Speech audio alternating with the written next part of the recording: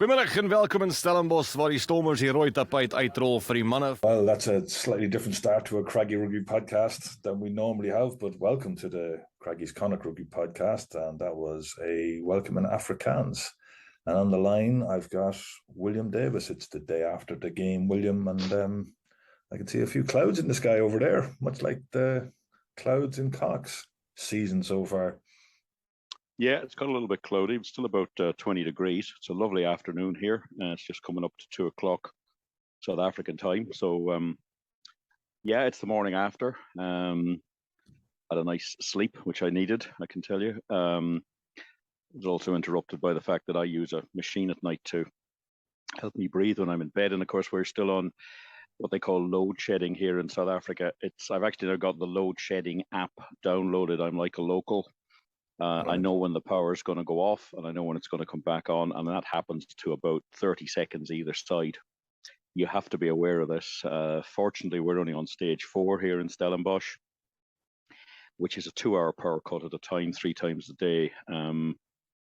They're talking about stage 8 here around the Christmas holidays, and that'll be 6-hour cuts twice a day, possibly. Wow. Doesn't bear thinking about, but we possibly have to be aware of this in Ireland as well. The problem here is the fact that their infrastructure for their power stations is just falling apart. So you also get an update on the repairs in the power stations. People here take it very seriously. They're very fed up with it. Yeah, and I'm sure it's something that's going to happen in Ireland as well. As you say, over this winter, hopefully it's not too cold, and hopefully we don't have to suffer too much. But yeah, interesting scenario. And I think we had power cuts during the game yesterday, I believe. Yeah, we too, during the broadcast, at 2 o'clock, they did a load shed, which apparently wasn't supposed to happen. So the generators kicked in, but of course the generators don't come in for about a minute. So having had 2.5 hours of absolutely perfect setup, this always happens. Yeah. We lost the line to Galway, had to reset everything, get it going again, which it did. The Wi-Fi came up eventually. And then at 4 o'clock, just after the big incident of the red card, the generators were switched off automatically because the power came back on. But the problem then was the Wi-Fi decided it wasn't going to come back. But Plan B, which is a little app on the phone called Tieline app, and we finished the game, myself and Tank, for 20 minutes with just one microphone. Somewhat disconcertingly, I was told by studio that the quality on that was better than the unit with the 2 headsets and the mixing disc. We did also lose the referee, and I have to say a special thanks to Kuba. Now, the reason I did the click was Kuba works for Supersport, and he said he would sort it all out for me, but I had to get his name right. And I was I'd say I was at least a minute learning the click that you have to do. It's in the Hausa language. They have clicks for everything. But once we did that, he sorted me out fantastically. I have to say a huge thank you to him. Like most engineers, he just made lines on the spot. And I'm not quite sure what he did, but he got me ref link. He got it linked into my mixing desk because I brought their own cables. I didn't know what they'd use down here, and they were slightly different. But that was vital. It was certainly vital when we came to the scenario of the red card, because you have to listen to what the referee's saying at that stage, because the crowd were just going bananas. You couldn't hear yourself think. I'll tell you what, we've got the legend that is John Mulligan got me the audio, the match day audio, and we've got some in-match audio that myself and Danny took in Murty Rabbits, because we watched the match down there in the green room. So here's the match, and we'll actually go straight into the post-match audio after it as well, and come back and then talk to you about, as you say, the big incident in the game, which was the red card. So have a listen to this, folks. Steady scrum, picked up at the back, fed out, up and over halfway. They're looking to get a little bit of width on this. There's a burst through the middle, but the secondary tackle is made, but fed out. And the Stormers are away. They're driving into the 22, and he's absolutely run over Mac Hansen. And that's a terrible score for Connacht to give away right at the start. There was a missed tackle in midfield, and it was Evan Roos, the number 8, who was there to get the job done. Okay, we're 20 minutes in. Connacht are losing by 10 points to 3. Not great from Connacht, Danny. No, seem to be compounding errors. It's make one and then make the second and then let them through. Now, Ruse took his try very well. You could probably, some people trying to maybe giving out about Mac, but I'm not sure I'd be wanting to go on a one-on-one versus him now myself. So yeah, look, it's a bit back and forth. Connacht is still definitely in this game, but they need to stop the errors. They do. We could do with them getting across the game and a bit more often as well, but we'll have to hope for better things. The penalty now for the Stormers, and they're probably going to go 13-3 up, so Connacht have to score next. We'll talk again on half-time. Line out is in. This time they've gone for Prendergast in the middle. Connacht is the 4th or 5th attempt at the drive-in maul. They're over the line. Can they get it down? Yes, they have it down. And Connacht are back in business. Oh, number 2. And now there's a lot of pushing and shoving, and the referee's actually sort of dragged one of the Stormers players out of that. Well, at last for Connacht, they really needed that. Okay, Danny, it's half-time. Connacht have managed to get a try from Dylan Tierney-Martin, his first try for Connacht. They're losing 13 points to 8, and that was a much better second 20 minutes. Yeah, definitely a lot better. They're really putting the pressure on the Stormers as well. The Stormers just gave away 5 penalties in their own 22, 6 if you include the one that was just outside to get us in there. So we're putting them under a lot of pressure. The ref has also warned them for a second yellow card, and we went to the corner and just kept putting the pressure on in the maul. And Dylan Tierney-Martin came away with a great try. We held on to the ball. I think that's the biggest point. Held on to the ball and played in the right areas. And there was a great tactical kick from Blade to get us down there, putting pressure on. Stormers had a bit of a rush of blood to the head, which they're liable to do. So yeah, we've about 7 or 8 minutes left on that yellow card, so Connacht need to score first in the second half, and that's not something that they've been particularly good at doing. So we'll talk again on 60 minutes with hopefully a bit better, even better news. Connacht retaining possession. Now Mark Hansen's in the clear. Hansen's up and over the halfway line. He's got Marmion inside him. He finds the outside line to Porch. It's a slow enough pass. The pass was inside to Marmion. There's a very hard clear out there by Bundyaki. The crowd are up in arms, but Connacht aren't paying attention. They're driving through. Marmion, Hawkshaw with a cross kick. Will he get there? Will it come there? Will it come there? Yes, it's a try for Connacht. It bounces up, and the try under the post for Connacht by Tom Farrell. Now the referee's going to have a little look at this, I think. Yes. So the facts are we got dangerous clean out by number 23 Green. It's direct contact to the head, and to me is high degree of danger. Do you agree? A red card. I agree, Gianluca. So it's a red card to me. I agree, Gianluca. Okay. Number 23, please. Now, wait, hold on. Captain. Sorry, hold on a minute. It's only me to explain, okay? Yeah. The footage is clear. Okay. It's dangerous clean out, okay? Wait, okay. It's direct contact to the hand, and it's at full speed, at high speed. So to me, the degree of danger is high, and it is a red card. Clean out. Where do you want me? Where do you want me on the? I already explained to you. Where do you want me? Hold on, wait, Captain. Wait, go, Bunny, please. Okay, there's so much excitement there. We're on 62 minutes, and the Stormers have scored a try with about 4 forward passes in it. But bigger news that Bundy got a red card for that clean-out. Fully deserved, Danny. Yeah, it's just moronic. There's no other way to describe it. It's just absolutely moronic. He doesn't need to do it. But the game is definitely broken up now. There's a lot more offloads and a bit more flow and play, especially for Connacht. There's been a whole load of subs come on, and they're definitely bouncing at the moment. They are, but I think that try, even though, as you can hear from the crowd in Murty's, in the green room in Murty's, are shouting at all the forward passes, and they look forward. At least 2 of them were forward. The try's been given, and Connacht are now 24 points to 8 down, and 1 man less on the field. So we'll talk again on full time. That sound is the sound in the clan of utter despair as Connacht concede a bonus point try on 83 minutes. Danny, Connacht well beaten today, 38, probably 15, with the red card to Bundy. Not a turning point, but it certainly didn't help. I disagree. I think it was. I think if Bundy doesn't do that stupid clean out, we go and score in the corner, and all of a sudden it's a lot closer game, because we weren't that far behind them at that point. what really killed off the game was they went down the pitch, they scored a try, maybe off a couple of forward passes, but they scored a try. That's a 14-point swing, and then they make an opportunity another few minutes later and score again. That killed the game. That was it, game dead. But it was frustrating because it was just as the game started to open up and Connacht seemed to be playing well, and it just completely killed it dead with that red card.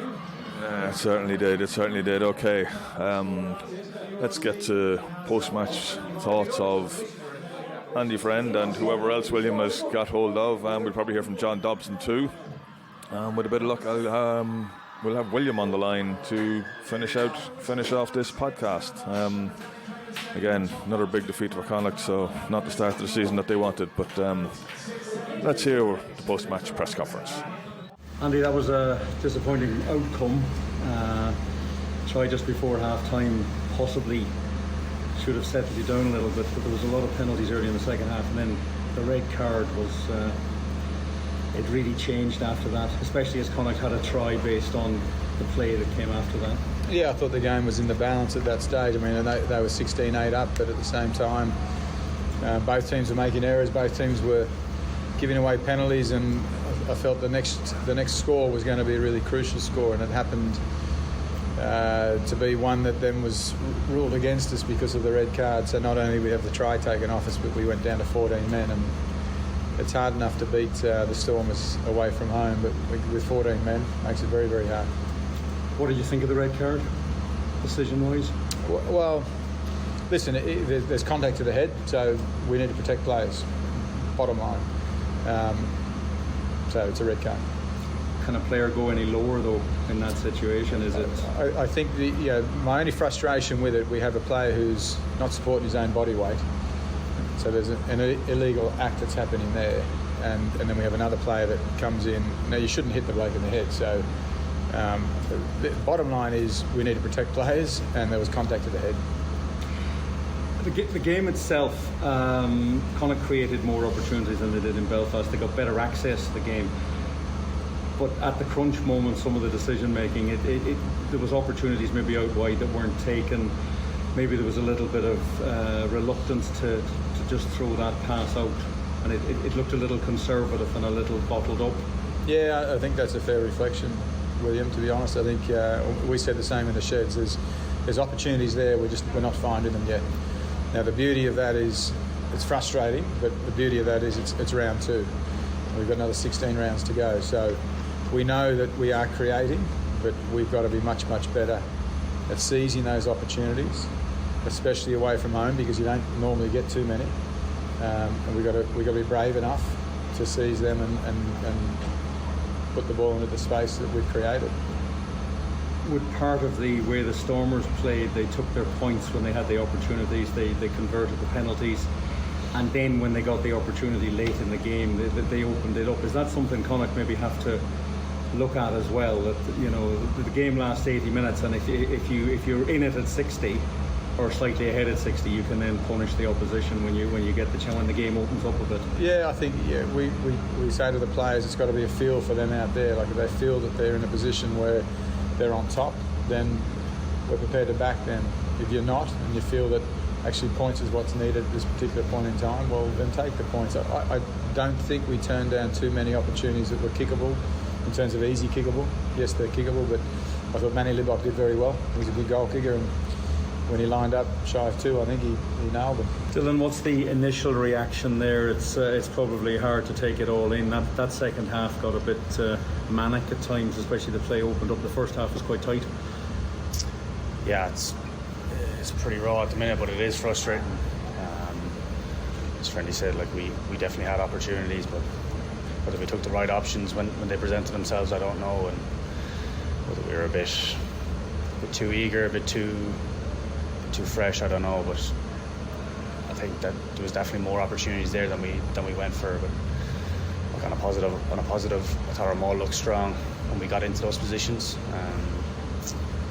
But yeah, it definitely is. It is frustrating in terms of.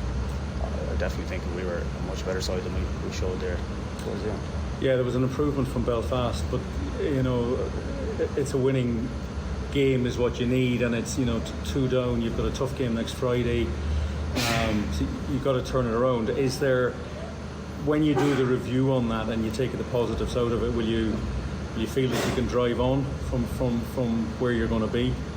Yeah, I think the beauty of what we did today is the beauty, but it's not the right word. But the fix, I think, of what we did today is just a little bit more patience.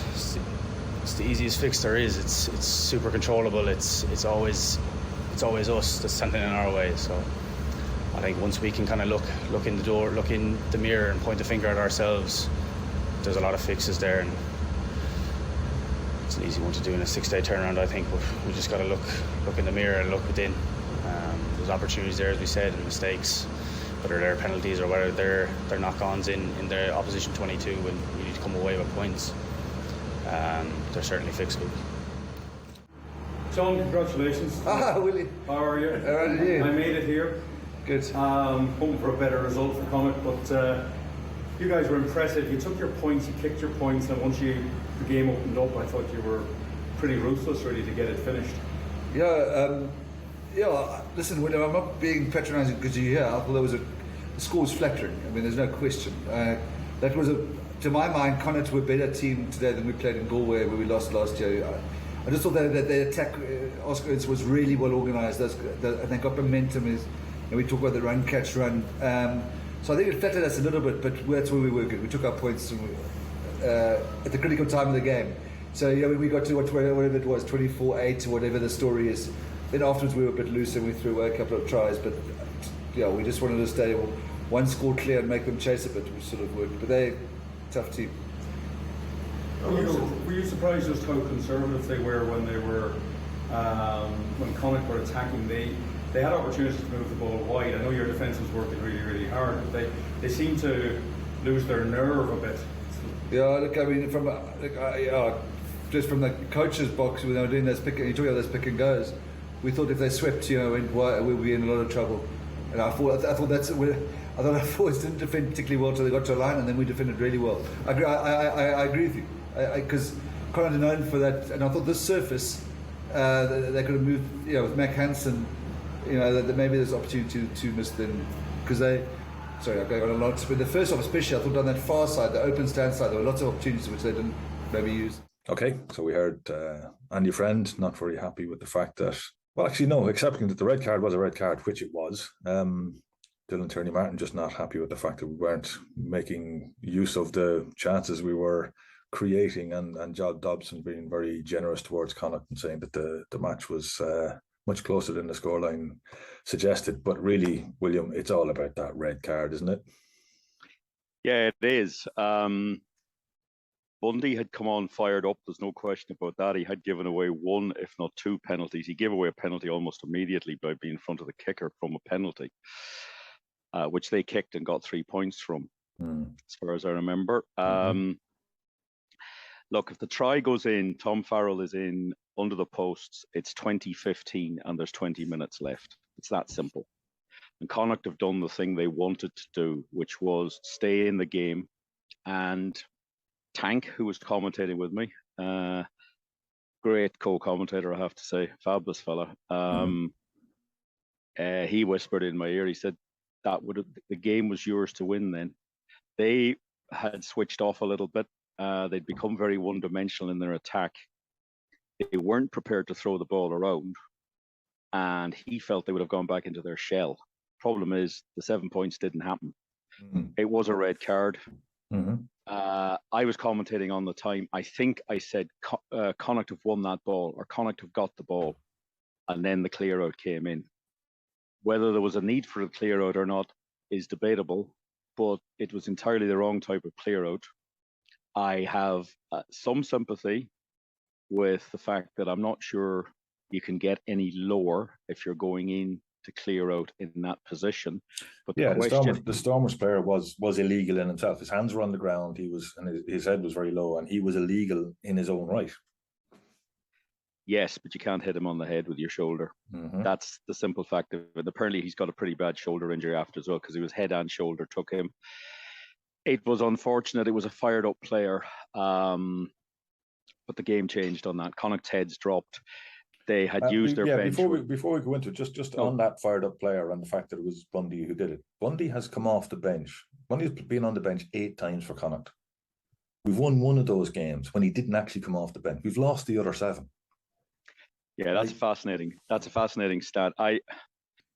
It's perhaps a little bit surprising he didn't start. You bring him all the way down here. The locals knew 2 players, Mac Hansen, Bundy Aki. There is a respect for what Ireland have done at international level. So therefore, they focus on the players that played against New Zealand for Ireland when they won.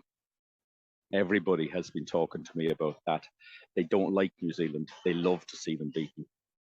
The owner of the hotel here said his father has 2 teams, South Africa and Ireland. He loves the way Ireland are trying to play their rugby. So that begs the question, why they didn't start him. I think he is a better starter. I think he gets worked up on the touchline.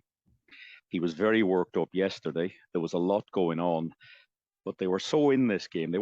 Connacht weren't playing particularly well, but neither were the Stormers. They were making a lot of mistakes, and the Stormers were giving away a lot of penalties because they were under pressure. Every time they were put into a defensive on their 5th and 6th phases on, it was just a penalty coming. They were a penalty machine. If you could hold on to the ball and play through, you'd get a penalty. Now, they were clever. They didn't give the penalties in kickable positions. Connacht were guilty of that, and it was an easy kicking day yesterday. But the game changed after that, and it got away from Connacht. They kept going. They weren't accurate enough.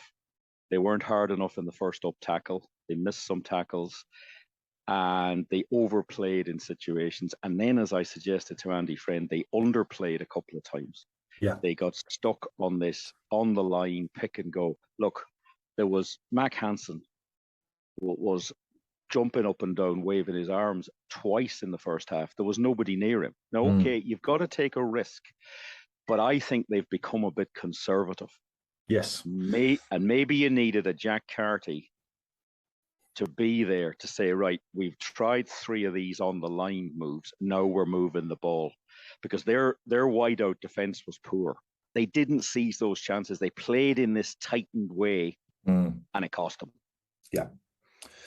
Yeah, it certainly did. It certainly did. Because like when they did throw the ball wide in that second half, when it did loosen up a bit, you could see Connacht made loads of ground. And if you look at the Bundy Aki incident, it came from the ball going wide and Mac Hansen making a great break on the outside and popping it to, I think it was John Porch, who then got tackled, and then Bundy does his manic clean out. We were in Murty's, and you could hear the crowd in Murty's not very happy with Bundy with that clean out. It was just a lunatic clean out. But Connacht were, as you say, were in the game, and even after they went down to 14 and let that try, and I've looked at that try 2 or 3 times, the one that there's the Stormer second try, and to me there's at least 2 forward passes in there, but they didn't even look at it, and that made a huge difference in the game, because it was effectively a 14-point swing. But Connacht still tried to play, and we're getting, as you say, outside them, and you'd like to see a little bit more of that. It does look as though if we're going to try and play conservative rugby, we're going to be in huge trouble for the rest of the season. We need to make use of some of the players we have on the outside, and we need to make better use of them. Yeah, absolutely. There was 2 incidents stand out. Mac Hansen got the ball and made a break. He made 40 meters in no time. He chipped the kick through, and running back, I think it was DeVet, the scrum half, made a great over his head catch to stop Mac Hansen picking that ball up to score.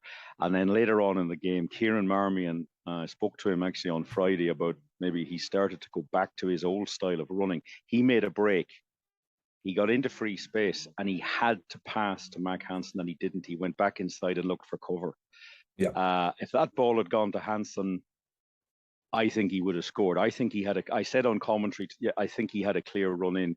I didn't see the replay, so I don't know if he did. But again, there might have been one defender there, but at that speed. One-on-one. Was it Hansen or Porch? I can't remember. I'll have to go back and look at that. But it was definitely the winger. It was definitely a winger outside him.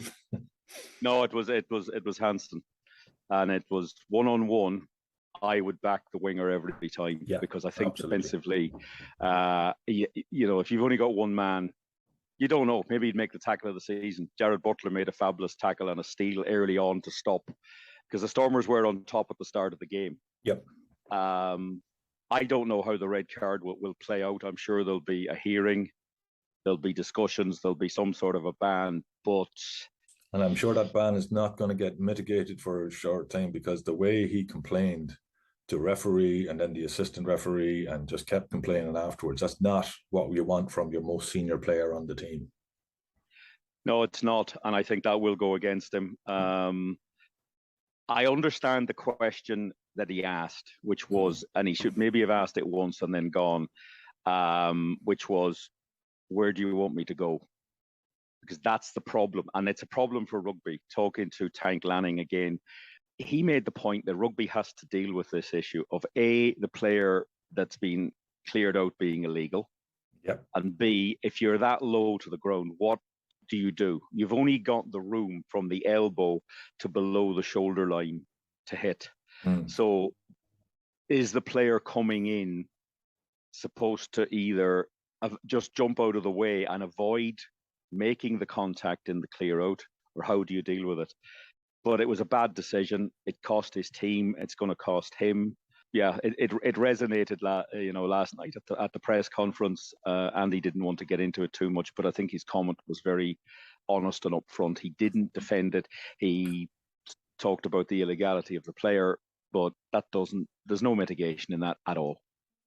There's none. There's absolutely none, and I don't think there's much more we can say about it. We just have to wait and see what the ban is going to be. Okay, so Connacht they're now bottom of the championship. I haven't seen Connacht on the bottom of the championship for an awful long time. They've conceded.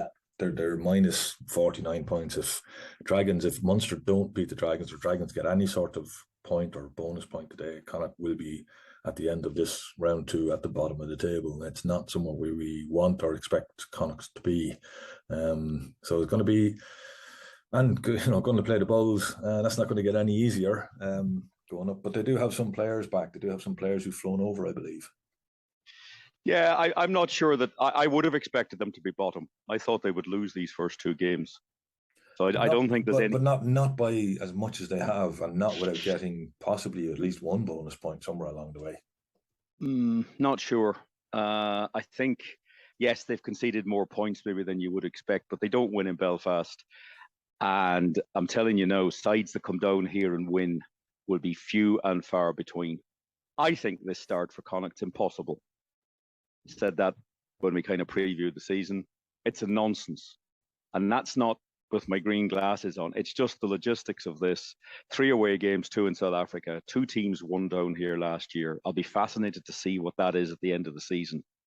Maybe if some of the heavy hitters like Leinster and Munster and Ulster come down here with full squads, they might win some games.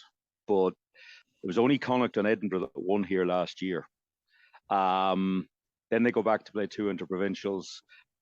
Then they play Scarlets, but then Ulster give them a dubbing yesterday. And then they play the Ospreys. Now, I'm not making excuses for them, and they wouldn't make excuses. They don't talk about 7 games. They talk about game to game to game. But you have to be realistic. This start, and John Dobson, chatting to him afterwards yesterday, said to me, that season for Connacht is a disgrace. That was his word. Because he's just making the point that you cannot do this to any side. I don't know how it's happened, but it has happened, and they're going to have to try to deal with it. The problem is, after those 7 games, we will know whether the season is still live or whether the season is just a treading water operation. Again, Connacht would never admit to that, but you need 11 wins. They now need to win 11 games out of 16. That's my read. Yep. That gets you to 44 points, and they need to pick up 10 bonus points. You would hope over 16 games you would do that. That gets you in the mix for the top 8. That said, they haven't played well in either game. They got better access to the game yesterday than they did in Belfast. In Belfast, they barely took part. Yesterday, they were in it. They were 20 points to 8 down. The try happened. The try was correctly marked off. But they need to get significantly better very quickly, and that has to start next Friday night in Loftus Versfeld in Pretoria, and then they get on a plane and they come back, and Munster roll up the following Friday night, followed by Leinster. And they can't stop at this level. They have to get better and get into the game a hell of a lot faster. They certainly do. They certainly do. In that game, it's a 5:30 kickoff. Am I right? Is that a 5:30 kickoff? Yeah, 6:30 in the evening in Pretoria. It's what they call a Friday night beer match. That's what they're hoping, that people will come along after work, have a few beers, have a boerewors sausage, which seems to be the staple diet of rugby fans here. I didn't get one yesterday. I was just about to go and get one when the power went off. But that's what I'm told. That's why it's on a Friday night. It also television, TV drive and control an awful lot of this stuff. So that's the kickoff time. It's 5:30 at home in Galway. Bit of a funny one, but hopefully people, if they're stuck in their cars in the traffic, or maybe they've got home a bit early, they can switch on Galway Bay and tune into the commentary. And it will be Brendan Nell on co-commentary, and that could be an interesting experience because Brendan is a very opinionated man. He certainly is. Okay, that's all right. We'll leave that. We'll leave it here now. I think we've covered enough of the game. I'm sure we could cover more, but we will try and get a midweek podcast in where I'm going to bring in some of the rest of the Craggy crew. Now that I'm back in Galway, I can sort of get myself a little bit more organised now that I've access to the internet all the time and not just intermittently. And you're still going around chatting to people. You're still going around chatting to different players, and we have a couple more that we'll keep one. I think we've almost got one every day at this stage. So we'll keep firing out those interviews because some of them are really, really good. There's more interviews to come, and there'll be more interviews with the coaches in the back. Well, actually, more of the backroom staff. We get to talk to the coaches plenty, but we'll be talking to some of the backroom staff to find out what they're up to, and more players. A couple of the players came up to me this morning when I was having my breakfast and said, I have to come and talk to you during the week. I said, yep. I said, it's not compulsory, but I said, it is on the plan. And they said, okay, when's that happening? And I said, oh, well, you got to talk to Stephen in Connacht. I said, just be there when he tells you, please.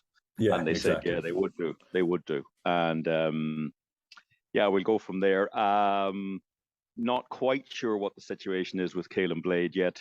He was in a booth this morning, having a chat with him. But with all these things, they wait till they always wait 24, 36 hours before they start really looking. He said it wasn't. He said he felt it wasn't as bad as it was, but he said it was really excruciating for about a minute, and then he said he wanted to walk off, but they insisted that he go on the truck. So good he was driven off. Good for TV. That it's very good for TV. It's good for TV, and to be fair, the crowd gave him a hell of an ovation going off. Interesting as well. When the Connacht match finished and the crowd of about 5,000 either went home or went up to a gigantic screen that they had near the beer tent for the Springboks match, the Western Province Club B Old Boys final came on. No, they weren't old boys. They were from schools. Yeah. About 3,000 streamed in for that. And it was harum scarum stuff. St. George's led 28-0. I don't know who the opposition were, but at that stage they decided the best way to play the game was to start punching people. There was a little bit of there was actually a proper ruck at one stage, and the poor old referee was doing his damnedest. It got a little bit nasty at one stage, 2 players on the ground, and the touch judge just ran in and sort of put his boot in between them to separate them, put up and shook hands and ran off. It was fabulous stuff because I was packing up my gear watching this. It just shows you rugby here is huge. Yeah. They had 3,000 at that. They had, the crowd was 6,000. That's a good attendance at the ground out here. They're very excited to get a URC game here. And again, it's been a great experience. People have been immensely helpful. Special thanks to Michael De Vries in the Stormers, their media man. There was Wi-Fi put in. I've worked out yesterday, the Wi-Fi was only really put in for me because the local journalists didn't need it. Yeah. But it was put in so I could broadcast back. And they're rugby people. And as I say, they're well up with international rugby. They're well aware of what Ireland are up to. And I think they like the way Connacht try to play, but I think they feel probably we need to re-examine certain bits of what we're at. We certainly do. Okay, folks, we're going to leave it there.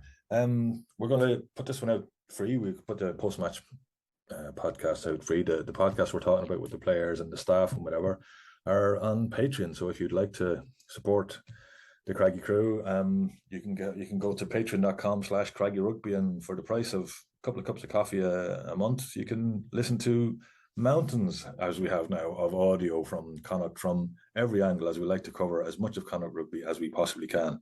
So thanks again for the support of all the guys who are already supporting us. And if you want, let people know that we exist. Send them links to this, let them know that we're out there, and try and get as much coverage. Help us get as much coverage of Connacht as we can to as many Connacht supporters as we can out in the world. So thanks again, folks. We'll chat again soon. Loose, cut it loose. Break out or nothing changes. Sad and confused. Don't wait until